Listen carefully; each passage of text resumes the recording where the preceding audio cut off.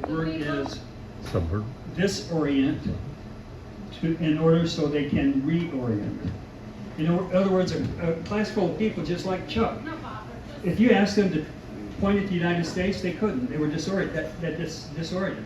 And that enables people who lead those kids to reorient them to a borderless society. That's the mission of the United Nations. Now, if we subject ourselves into allowing this to continue, and we have found out in the 6 years that I've been gone, we have found out just about everything we talked about has been so. It isn't conjecture, they're doing it. All you have to do is read the Communist Manifesto to figure out what path they're following.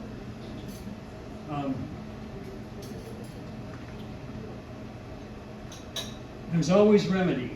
If I make a mistake, I look for remedy in carpentry work or whatever I do. I've made a few this week, and there's always a remedy. You know, you find what remedy.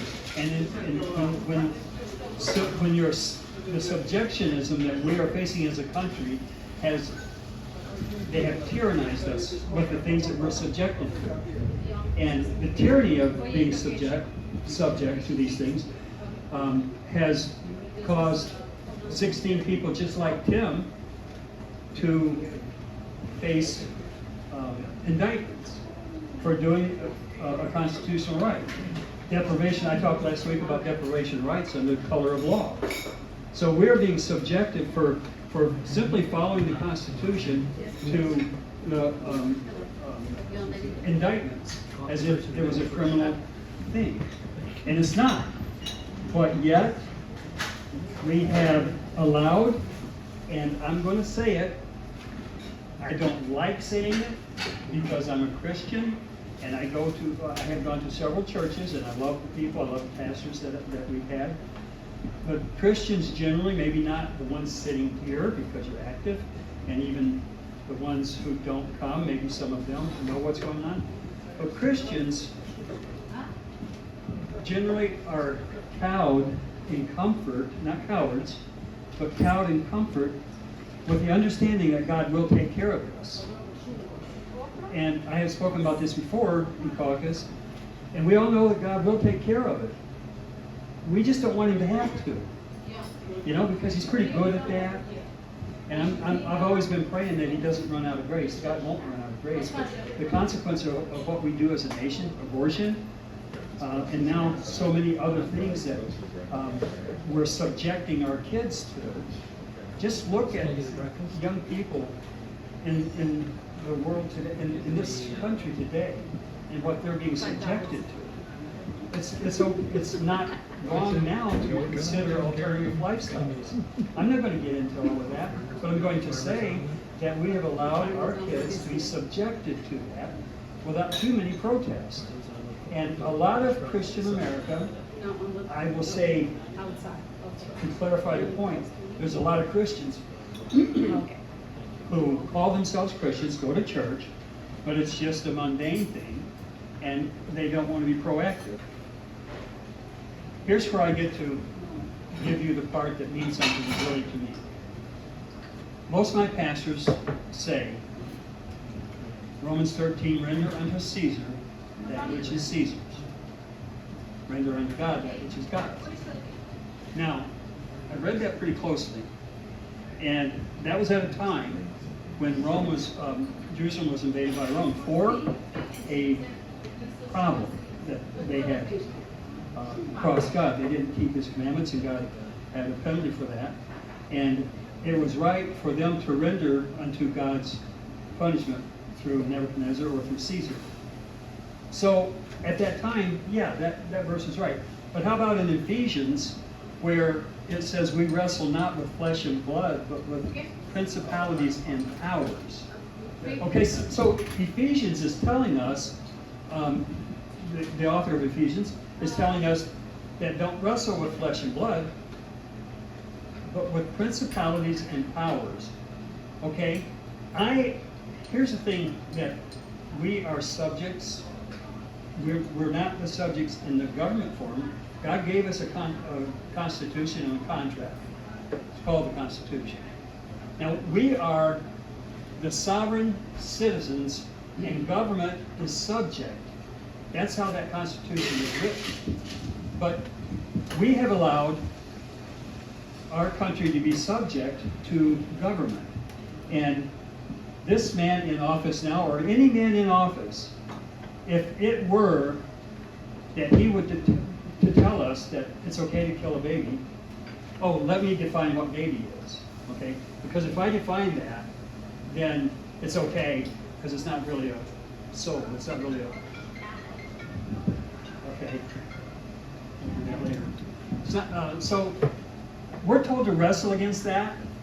There's no good Christian that I know would say, just because he said it, I'm going to do it.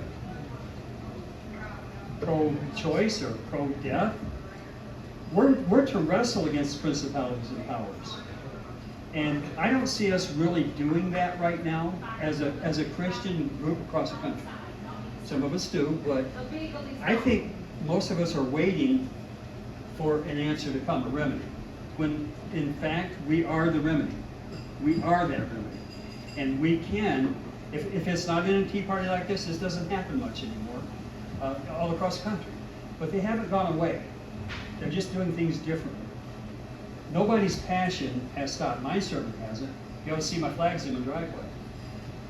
I've got a 3-flag pole, and I've got a Trump flag, I've got the American flag flying high, and I've got a MAGA flag. Folks down there don't mind it. They honk as they go by. If that was up here, I'd probably have a few drive-bys. I like to say that when we left here, we over in West Willow, we had about maybe 3 drive-bys a month. Down in South Carolina, the only drive-by we ever have is FedEx. You know, we don't really get the same thing. Bottom line is, people are conservative down there, and they're more, I don't use the word woke, but I'll use the word awake. They say go woke and go broke. That's good. I'm glad that's happening. But how about Christians? It's going to sound a little tough, but maybe it'll wake somebody up. How about Christians who go dope? How about the Christians who are doped up on the notion that they don't have to do anything? Because I don't think that's what God tells us. He told us to wrestle with flesh and blood, not to wrestle with flesh and blood, but with principalities and powers. There's Christians all across the country just not wrestling. And if they were wrestling, it doesn't have to be a Tea Party, although I love it. I love seeing you folks. Thanks for coming. But the thing is, God told us to wrestle against these principalities and the powers of evil. Joe Biden, come on. You can't even... Somebody told me something made a big impact, and that's what the Democrat Party has become. They were liberals. John Kennedy time, Democrat Party. You know, if he were running for office today, the Democrats would kick him out. Oh, wait a minute. They sort of did with his nephew, right?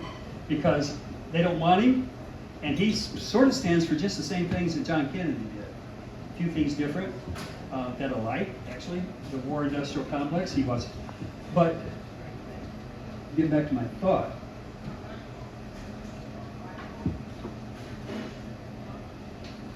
Joe Biden is evil because he's subjecting himself to the control of evil people and allowing policies to come forth representing you and me. It's a laundromat in Ukraine. I'm not sure how I feel about Ukraine. You know, I'm not sure, because I know there's corruption there, and I know Joe Biden is sending money there that gets lost and comes back through a laundromat to the Biden Incorporated crime syndicate. There's proof of this. They just won't bring it out because maybe revolution in the street, because what may happen is fear that they may steal another election. And I said it. They stole the election. Had we been more proactive, the legislatures here in this state, whoever they were, did not do what they ought to have done, as Pence did not do what he ought to have done. And these consequences later are there because these things weren't done. Now, Mike Pence could have done what he should have done. He says he couldn't do it. Yes, he could have. There was a 10-day window that 2 senators had to vote to get him to allow the state legislatures to review their elections. It's been done plenty of times before. He could have done it. And he knew what would happen in a few of those states. It's turning over in Michigan right now. And tell me a whole lot about stuff. And I don't know if it'll go through, if they'll give it standing and get heard. But the thing is, Mike Pence could have had those reviewed. And had he had a 10-day hold on his decision, probably Tim would have been an elector that would have voted for Donald Trump. That's probably what would have happened. But Mike Pence even admitted it when he said an interview. And listen to this. He says, well, I couldn't let Congress choose. I couldn't let Congress choose the president. Hey, Mr. Mike Pence, have you read the Constitution? Do you know what the 12th Amendment says? Do you know the procedure when there's a contested election? You wouldn't let the election be contested with a form that is used plenty of times before. A 10-day pause, authorized by 2 senators. It's processed in the Senate. And he wouldn't let, I couldn't let the Congress choose. Do we know what that is? How many of us understand what, when Congress chooses a president, nobody gets 270 electors? This is how much fraud has been perpetrated. If nobody gets 270 electors, which nobody did, or maybe Trump did, had they been counted right, but all Mike Pence had to do was throw those contested ones wouldn't be counted. He didn't have to give Trump the electors. He keeps saying, and everybody says, well, we're not going to give Trump the electors. All they had to do was the ones in question not count them until the states certified them. The governor puts a seal on them, the Secretary of State. The Constitution says, in whatsoever manner the legislatures thereof shall choose. I have water. Chuck, would you bring me that water? I'm taking as less steps as I can these days. And so, the Secretary of State and the governor can't change election laws. In whatsoever manner the states thereof shall choose, the Constitution. The 12th Amendment is also the Constitution. So Pence had the ability to pause, and they wouldn't have been certified by the states, so they wouldn't have been counted. So nobody would have gotten to 270. So it goes to the states under the 12th Amendment. Under the 12th Amendment, when an election comes to the states, each state gets 1 vote. 26 votes elect the president. And so, under the 12th Amendment, I don't know how many districts we have here, because it's in the House that they count. Is it 13? Do we have 13 districts? Who knows? Yes. 13? Okay, so there's 13 people who have been elected congressmen in the House. Those 13 people would vote on who would become the 1 vote. So do you have 7 Republicans and 6 Democrats? We have 15 districts. Oh, 15 districts. Okay, whoever has the majority gets that state gets 1 vote. Okay, that's the way the 12th Amendment works. I studied very carefully, and it's been confirmed by other people. So Mike Pence said, they want to turn it over to Congress. No, you didn't want to turn it over to the Constitution. That's what you didn't want to do.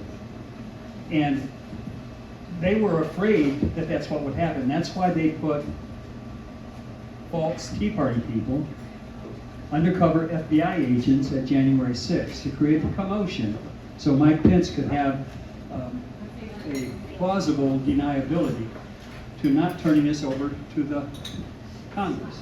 Because if they had, Donald Trump at that time would have had 30 states. He would have had 30 votes, and it would have only taken 26. The only time in history that 26 votes elects a president.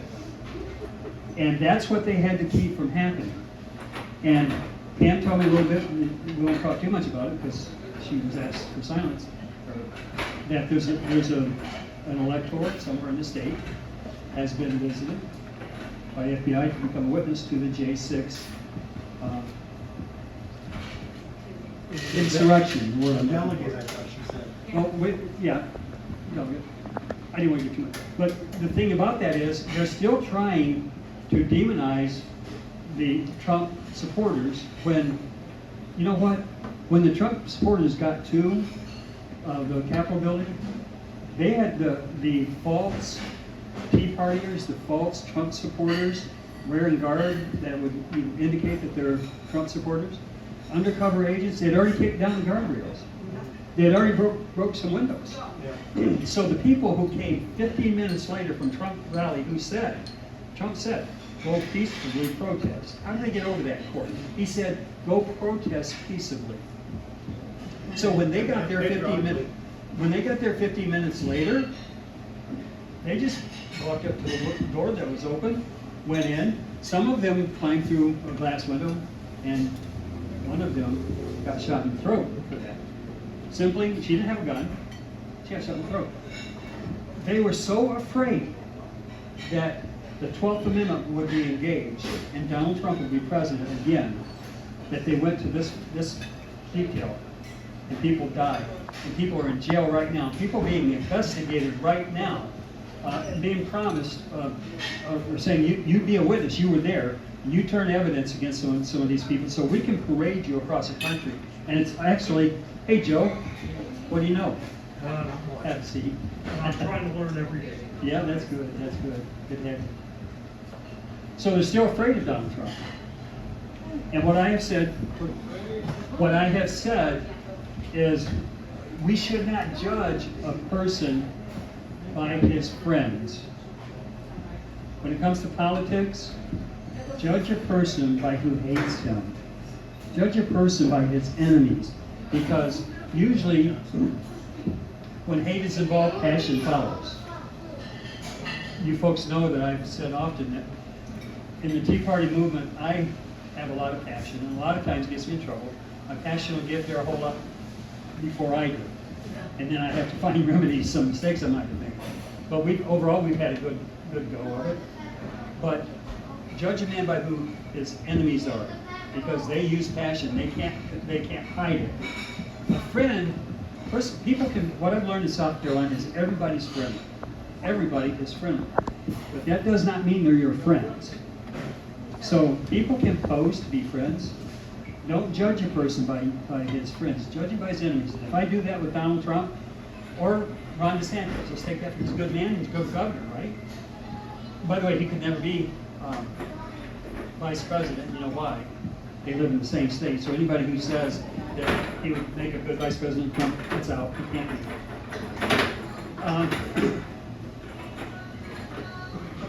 So judge a man by his enemies. Donald Trump has all the right enemies. DeSantis doesn't have all the right enemies. He's got people who will play along with him. He slit his throat later, maybe, but right now they're not really. You can't judge what DeSantis will do by his enemies. You can with Donald Trump. Donald Trump will do exactly what he said he's going to do because he did it before, and he made enemies. And all of his enemies are my enemies. I love his enemies. I love the fact that they hate him so much. You all know that at first, in the primaries, I wasn't for Donald Trump.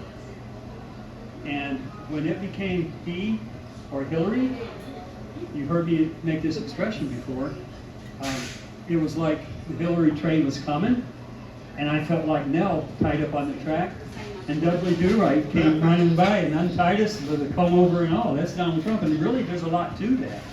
That's a good analogy, because, and let me say something about you people right here, the people in Pennsylvania and the people in Wisconsin.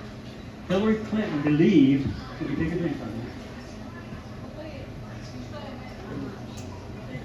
That the 3% built-in fraud in each state, those three, were enough. And you will remember that she did not campaign here. And she was criticized for that by her campaign people. She thought she had it in the bag. And because people just like you, all over this state, in Wisconsin and Pennsylvania, I know some folks, some of our family, the Tea Party was strong. And you know what we did? Because of our activism and our passion, we overcame that 3% margin. And we denied Hillary Clinton the presidency. Do you understand what we did? Do you really? Because I've always said there's remedy if you search for it. And when you find remedy, you can rescue. And that's what we did. We rose, rescued with remedy. Hillary Clinton is not president. But, scenario I gave last week, so you weren't here, I'll give it again. Remember Richard Nixon, Gerald Ford, Spiro Agnew? How many of you remember that scenario? Nixon had to resign, he knew. The reasons I won't talk about, not many people know the real reasons. But he knew he had to resign. So, Gerald Ford was laying around in the House. Was he a senator or a houseman? Either way, he was on the Warren Commission. And he had to be rewarded for perpetuating a lie. So, the Kennedy assassination was a lie. Robert Kennedy Jr. is talking about it. So, Nixon, Spiro Agnew, and Gerald Ford. I pray to God that history does not repeat itself with Biden, Kamala Harris, and Hillary Clinton. The reason I say it, people say, well, she's got too much baggage. She does. That's the exact reason she has to have executive privilege. Because with that executive privilege, it shuts everything down. As long as she's vice president, but here's how it would work. Same way it worked with Gerald Ford. Gerald Ford never got elected. He never was elected to the presidency. He ran once and lost. But when he was appointed, and I say this so that people really will consider it, and when it starts showing, if it starts showing, it's what I believe, that you will have a little bit of warfare in you to head it off, just like Trump did with the Hillary training coming. Now, was Ford appointed, or did he just elevate because he was VP? Okay, now hang on. Good question. Joe said, was Ford appointed, or was he just elevated because he was VP? Well, the first thing is Spiro Agnew had to vacate, and the reason was a tax issue. It was a simple tax issue, could have been brought probably to too many people. But it was brought in order to vacate that vice president's seat. Now, you ask the question. He was appointed to the vice presidency seat. He had been to be confirmed by 2/3 of the Senate, and he was. Then when Nixon vacated, he became president. And guess who his vice president was? Can you remember? Rockefeller. Think he could have ever gotten elected? No. He wouldn't have gotten elected, but he was in line for the presidency. But let's stick with who became president and why. So now, if Joe Biden, and everybody knows this, even the Democrats, he's not going to make it to the election.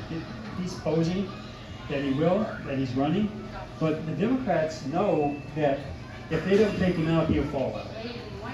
So I'm looking for, it has to be a recessed appointment of Kamala Harris's vacated vice president's seat.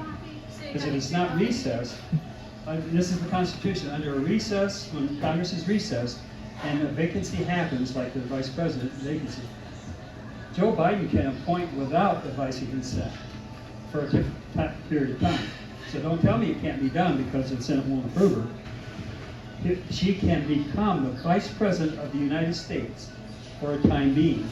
That's all it needs. And during that time, before Senate reconvenes, if Joe Biden is taken out or goes out or resigns, whatever, she becomes president. And she is really president with executive privilege. Something like a sequel to Dumb and Dumber. Yeah. Only Christian America needs to wake up and get busy because we can head that off. Okay, I'll take some questions. I wanted to take questions for about 10 minutes. So. Okay.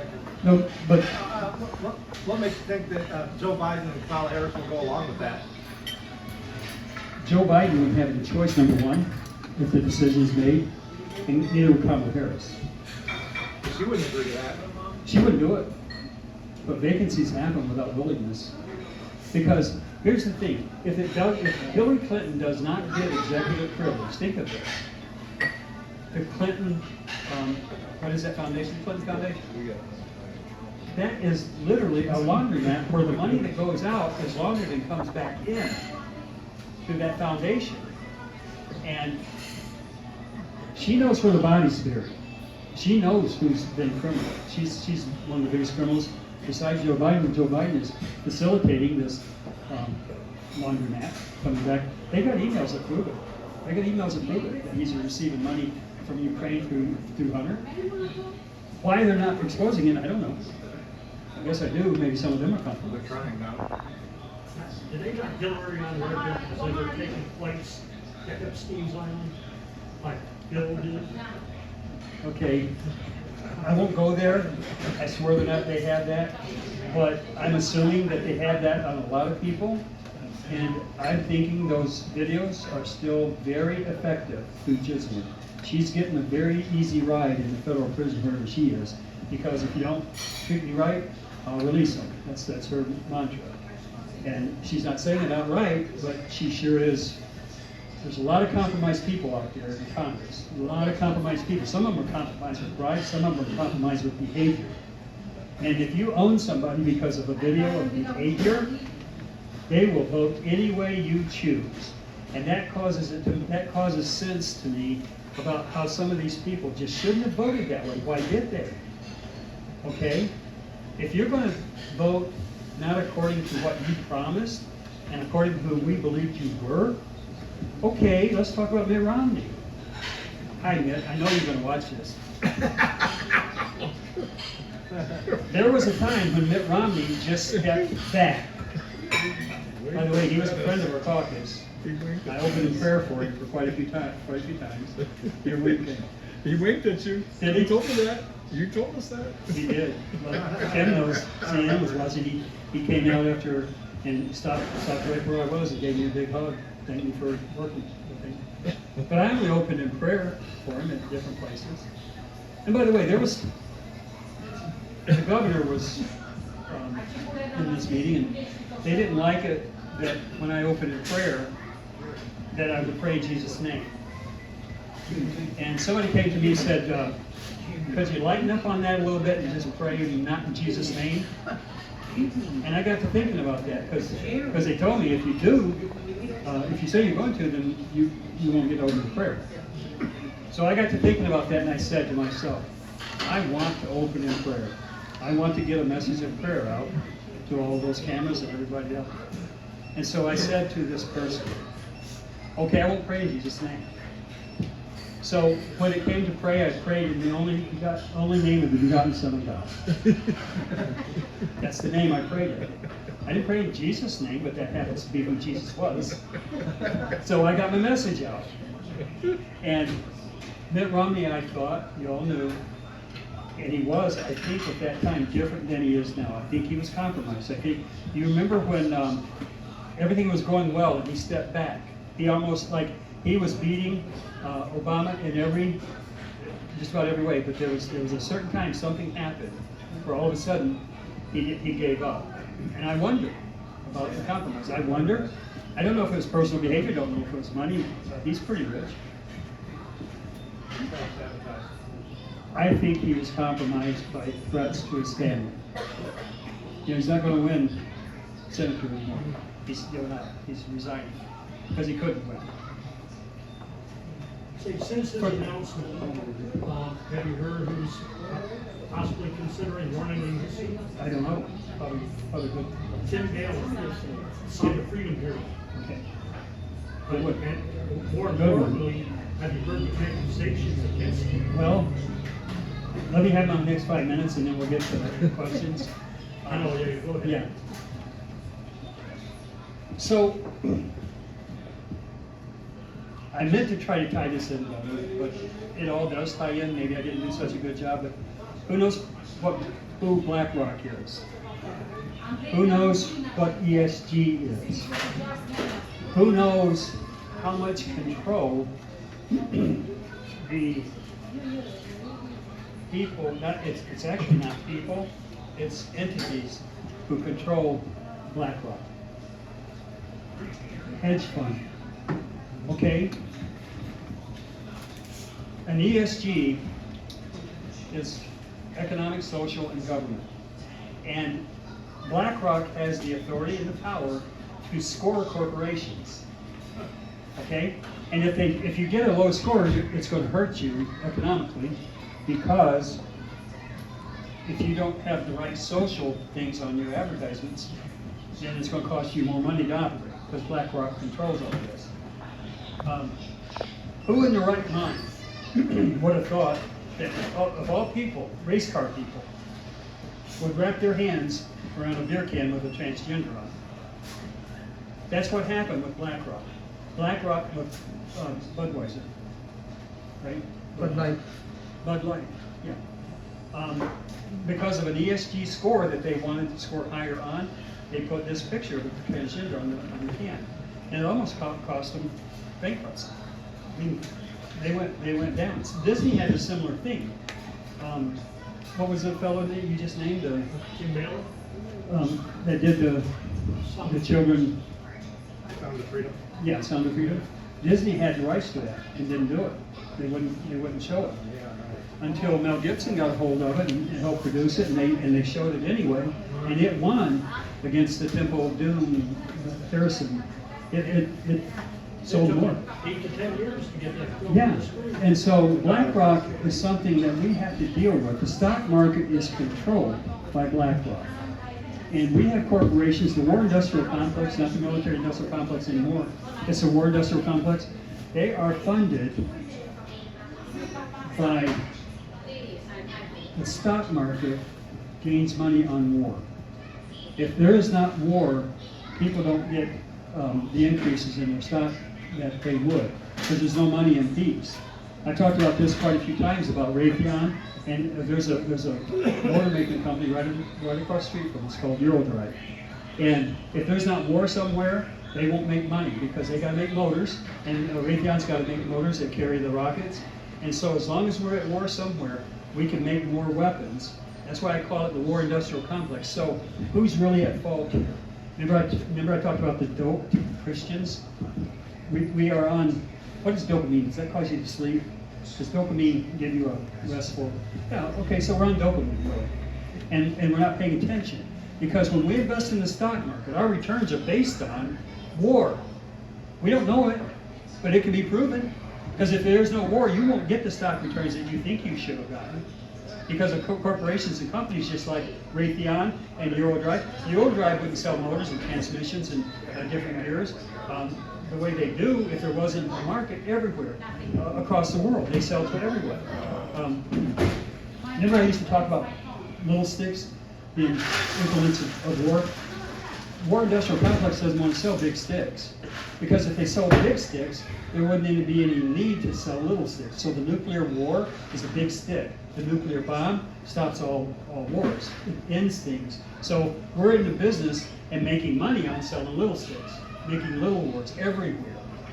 And the stock people who are invested, Vanguard has a lot of investors in Vanguard. There's several other major corporations,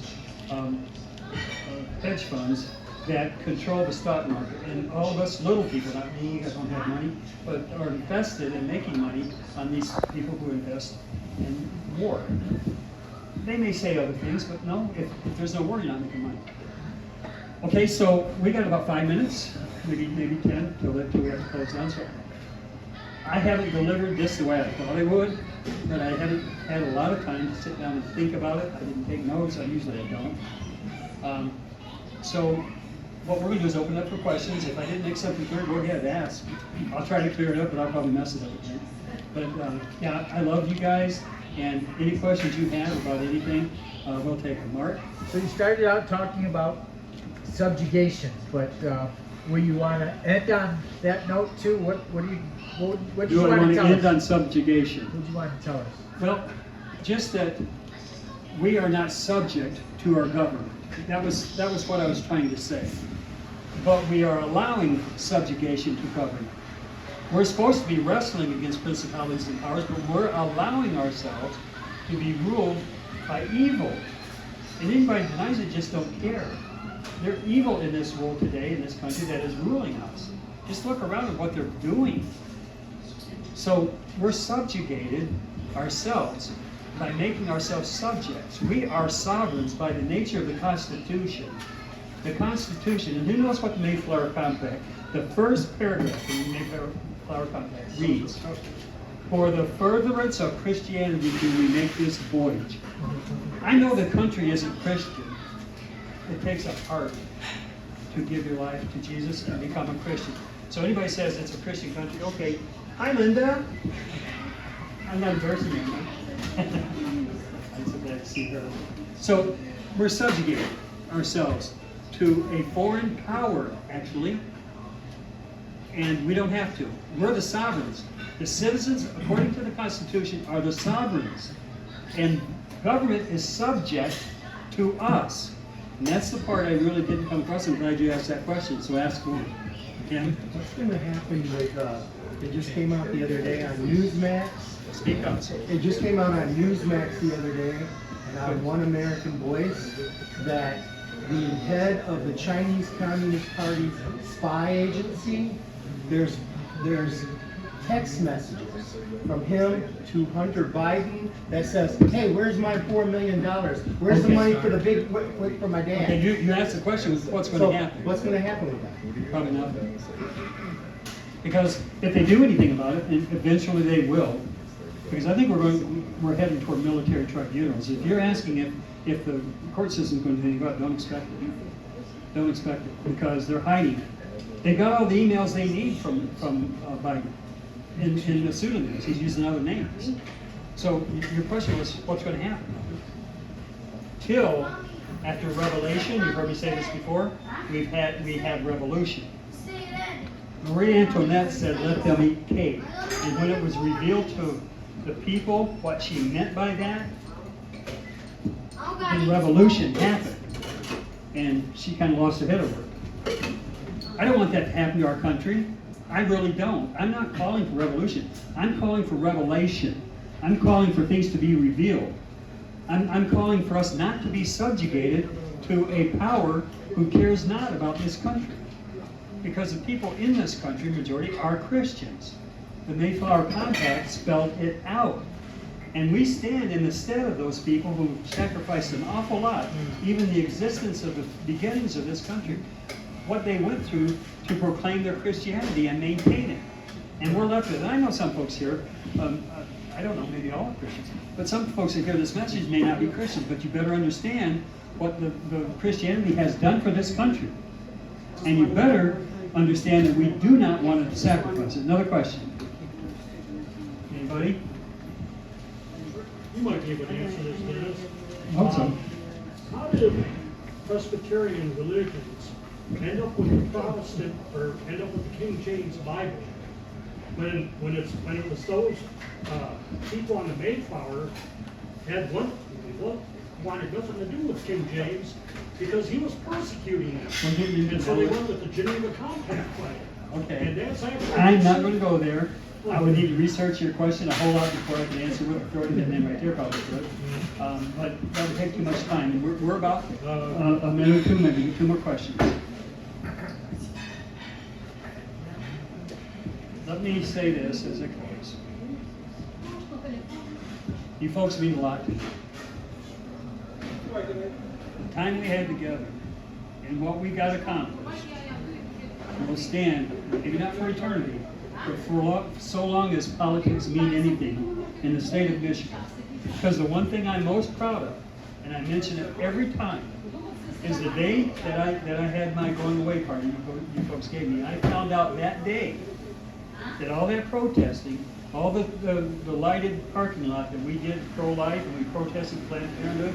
We had a rally over at Calvary. You folks remember that? We marched over that bridge with signs. We walked down and prayed in front of that Planned Parenthood. The day that you folks gave me my going away party, I found out that Planned Parenthood shut down, and in its place, a pro-life family center took over. And when I came back to visit, I went to visit them. And I bawled, I cried, and the tears come to my eyes when I think about what you folks have done. All the other things, okay, they were great, but that, when I went into that abortion clinic, there was moms in the floor with their babies trying to learn how to take care of them instead of trying to learn how to kill them. Now God did something special with you folks because you supported that effort. And who's running that place now? It's a pro-life place. I don't know if it's the same, has the same name It as that. says Women's Health. Yeah, it says Women's Health, but You know, It might be the same people. yeah, same people. But I went in there, and they all came out. I told them we'll run Tea Party Caucus. I was the director, and we helped get that place shut down. Now I'll tell you a little story about it. There's a plumber called me one time, come in here, I was told a me, little worried, because I didn't, you know how they can use women's stuff Okay. either way. yeah, okay, so investigate that. But the reason I was motivated, there's a plumber comes in, has coffee all the time, and he told me one time, he said, Dennis, I got a call from Planned Parenthood down there. And people say, well, they don't actually kill babies there. No, but you know what they did? They did at one time. But at that time they would bring baby parts to there and clog their drains with the ground up particles of that baby. And that plumber told me so, because he's the one who cleaned the drains. Now you talk about motivated, I became very motivated. And pro-life has been the primary emphasis of my ministry in politics. So we're going to have to stop in confidence with people that have to clean up after us. Be good liberals, be good conservatives, and tip liberally. They put up with us for all these years, and we need to say thank you. And I'm saying thank you to you folks. Thank you for coming. Continue on, even if you don't have meetings, continue on talking, speaking, calling people out. Thank you very much, and good night.